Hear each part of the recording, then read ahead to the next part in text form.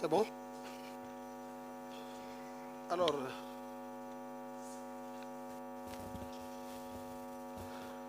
la coupure est arrivée juste au point médian de ma communication, puisque je venais de terminer la première phase de cette concernée les maintenant m'inscrire dans les perspectives qui devraient nous amener à corriger donc cette situation difficile à laquelle nous sommes confrontés. Et je disais, chers représentants des médias, mesdames, messieurs, mes chers compatriotes, que face à ces défis majeurs, nous n'avons qu'une seule voie, et c'est d'agir vite avec responsabilité et méthode. Je m'approprie sans réserve les constats faits et les recommandations formulées par la Cour des comptes. C'est pourquoi, face aux défis relevés, le gouvernement a déjà engagé une réforme en profondeur de la gestion budgétaire et de la dette publique avec un objectif très clair: assurer la viabilité des finances publiques tout en préservant notre souveraineté économique. Ces réformes s'articulent autour de 3 axes majeurs. Premièrement, le renforcement du contrôle budgétaire et de la gestion des investissements publics. Deuxièmement, la modernisation et la digitalisation de la gestion des finances publiques. Et troisièmement, les réformes structurelles visant à une réorganisation des services impliqués dans la gestion de la dette. Ces réformes structurelles seront traduites comme suit et mises en œuvre de manière séquencée. Premièrement, il faudra améliorer la qualité comptable et de l'information financière à travers la mise en place d'un système d'information intégré de gestion des finances publiques, garantissant un meilleur contrôle des dépenses et des financements. Cette modernisation permettra d'améliorer la qualité et la fiabilité des données financières, de faciliter leur accessibilité et d'assurer la sincérité des comptes publics. Un contrôle plus strict des projets financés sur ressources extérieures, avec la désignation d'un agent comptable chargé du suivi comptable des projets financés à cet effet. Et cette mesure vise à assurer un contrôle rigoureux et une meilleure gestion des engagements financiers du pays.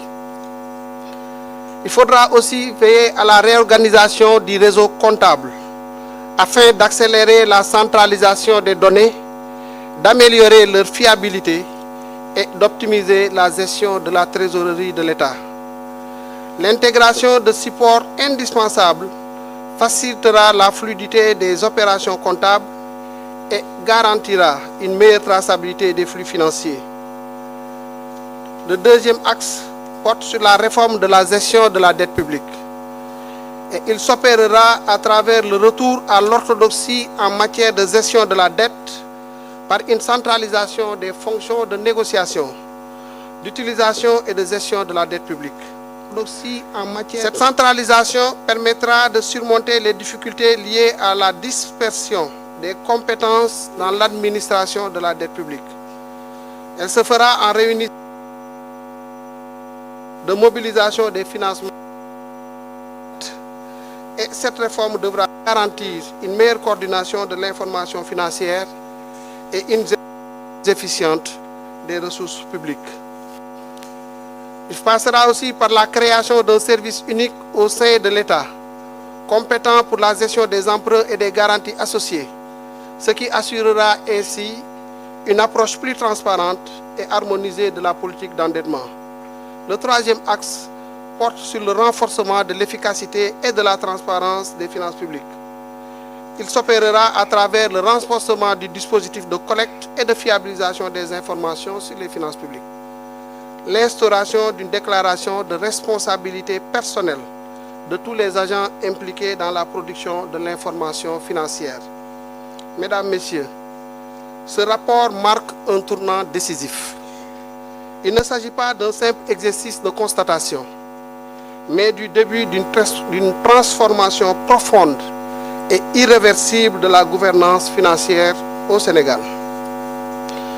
Notre responsabilité est de faire mieux pour aujourd'hui et pour les générations futures. Nous devons rétablir la confiance renforcer la souveraineté financière et garantir une gestion publique exemplaire. Chaque franc dépensé doit désormais être justifié. Chaque engagement budgétaire doit être optimisé et chaque réforme doit être appliquée avec la plus grande rigueur. Nous devons cette rigueur aux Sénégalais, nous devons cette transparence à nos partenaires, nous devons cette exemplarité à l'histoire. Et c'est avec détermination et responsabilité que nous relèverons ce défi. Je puis vous l'assurer. Je vous remercie.